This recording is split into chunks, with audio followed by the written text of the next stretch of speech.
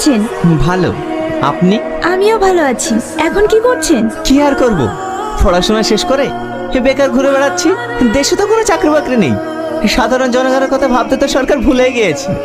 শুধু হিন্দু মুসলিমের রাজনীতি করে নিজের গতি সামলাতে ব্যস্ত। বাহ, আপনি তো দেখছি খুব সুন্দর কথা বলেন। এটাই তো বাস্তব। বিয়ে কবে করছেন? আপনি যেদিন করবেন। মানে? জানি না, আমি তো মনে মনে এমন একটা ছেলেই চেয়েছিলাম। তবে আমি আমার মনে কথা চেপে রাখতে পারি না। আপনাকে একটা কথা বলবো? হ্যাঁ বলুন। অন্যদিন বলি। আচ্ছা ঠিক আছে। তোর মা বলছিল তুই নাকি সালমাকে বিয়ে করতে অস্বীকার করেছিস।